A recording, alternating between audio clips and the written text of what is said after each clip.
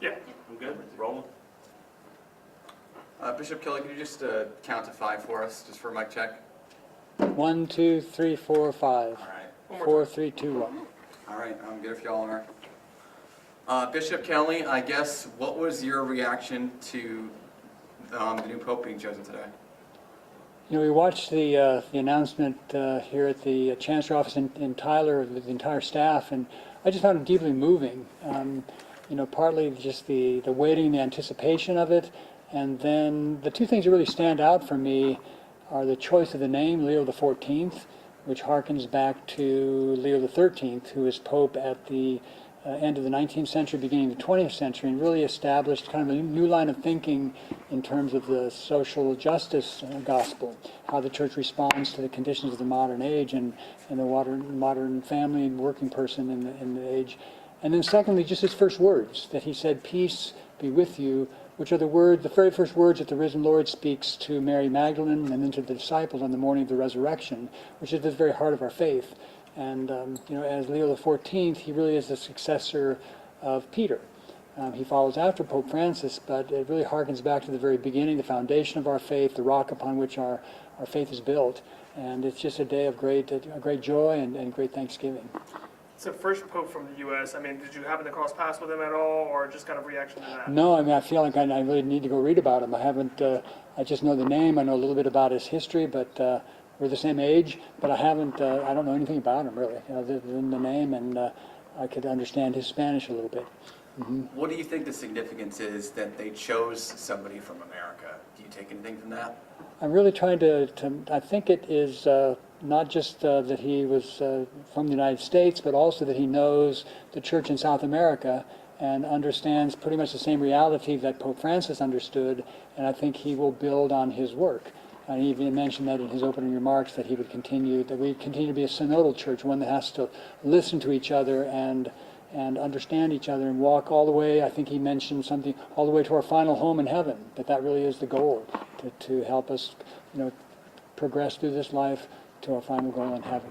You touched on y'all being the same age. I mean, 69 years old is pretty relatively young for a pope. I mean, how would that benefit the church, and how could that benefit as being pope? You know, I think just to have, like Pope Francis was here for 12 years. If he lives to be the same age, he would be here 19, 20 years. And I think just to have a sense of stability, of having him be able to, you know, first of all, get to know the reality there and have time to really to make the kind of changes or to the effect that he wants to have. And that's yet to be seen. Mm-hmm.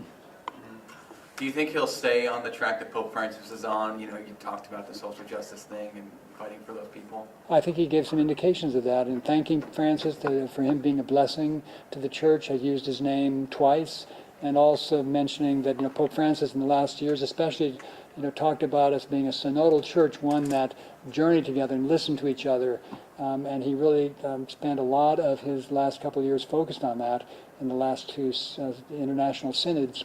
So I expect that Pope Leo XIV will build on that. Now, it only took about 2 days. Do you feel like that was a quick process? You know, I have no idea. I mean, I stand back and I look at all this stuff on the internet, and I think somebody's going to be right about it, and they're going to nail it exactly right, but we don't have any idea who that is.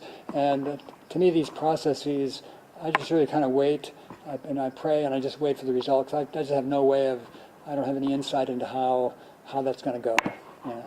I mean, I'm very grateful for the result, and very grateful to have a new Holy Father. Yeah. What is your message to the faithful here in Tyler and throughout the diocese after today? I think we rejoice with this because it's such an essential part of our church. It really is a sign of our unity and of our communion, and we just pray that the Lord strengthen him for this ministry, and we trust that God will give, who gives the ministry, also gives every good gift to complete the ministry. Yeah. You touched on social justice there just previously, so I'm going to go back to that. I mean, what are some of the ideologies? Do you think he's more progressive like Pope Francis? It seemed like he was close to Francis, being one of the senior cardinals there, or is he more conservative? I mean, I think in terms of ideology, I would phrase it more in terms of, we have a gospel that's been given to us by Jesus Christ, and how do we best live that out? And it always has to be lived out in the concrete circumstances of a time, a culture, you know, a political situation, and how that unfolds. I mean, if you take the resurrection of Jesus as the center of our faith, I mean, that comes to the original disciples as a complete surprise.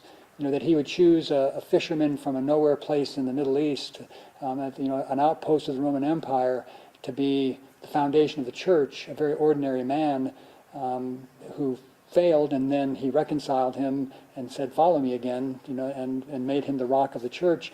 I mean, we have no way of understanding that. I mean, it comes out of the genius of the divine genius, and we just expect that that's what continues to unfold. Pope Francis said at one point that the resurrection is secretly woven into the human history, and that it's a very model for how life unfolds. It's just full of surprises.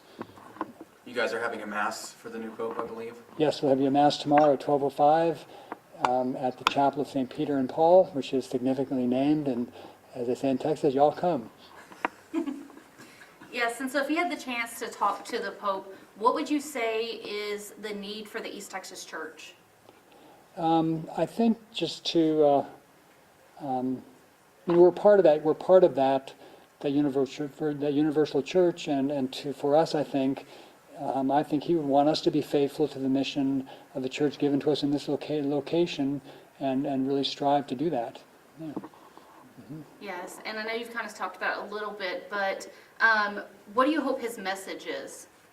It became very strong. It was peace, and he kept saying peace in a world where we're so full of war. And I think oftentimes that starts in the human heart. Just to be at peace, to receive the peace of the risen Lord, which was again the first words that he used, and then to be signs and instruments of others. Pope Francis emphasized for us so much to be a church that goes out, to others and meets them in their woundedness and in their need. I think he's going to build on that. Mm-hmm. He's had a long history throughout the church, and you said you have to learn more about him, but what do you think his experience brings to the papal position? I think he brings the first, the understanding of the culture in the United States, understanding of the church in South America, where he spent many years in Peru, and he spoke very specifically to the diocese where he'd been bishop for 8 years. And I think also being a member of the Order of St. Augustine, he referenced that also into the phrase, with you I am a Christian, for you I'm a bishop, which really is a kind of a sign of solidarity. In some ways we have a fundamental equality among all the members of the body of Christ, and yet I have a particular role in leading the church as the Bishop of Rome and as the Pope. He was appointed by the most senior rank of cardinals, as I mentioned before, by Francis. I mean, having someone who's this closely connected to Francis, will that kind of help ease the transition? I don't know, and he was also the head of the Dicastery Bishops, so he has an intimate connection with a lot of the bishops in the world as well, in the process of how bishops are selected. Yeah. Yes, and so, let me bring it up here. We know Pope Leo XIV helped in the removal of Bishop Strickland from his role in Tyler, including the direct recommendation to Pope Francis to remove him. So any reaction, and what does this kind of tell you about the new Pope and his way of leadership? I don't know that story, and I really have been focused on more what's the reality of the church in the Diocese of Tyler now, and how can I best lead that. Mm-hmm. Yeah. Anything else you'd like to add? No, just hope you all can share in our rejoicing in the Catholic Church, the gift of a new Pope, and just to offer a prayer for you in whatever way you pray. Mm-hmm. Did you happen to know anyone at the Vatican or in Rome and just kind of hear some of their reactions? We have a deacon there, Deacon Christian Corona, who sent us some pictures. And he was in the square when it was announced.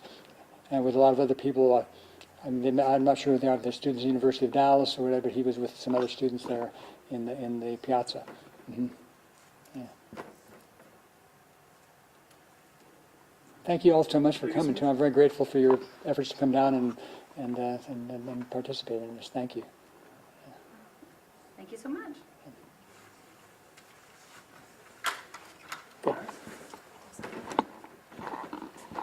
Thank you, sir.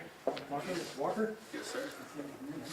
Tori. I can write the names down. Oh, you're fine. JD, sorry about that. Good. Thank you. Thank you. You're welcome. Yeah. I think we got all the questions.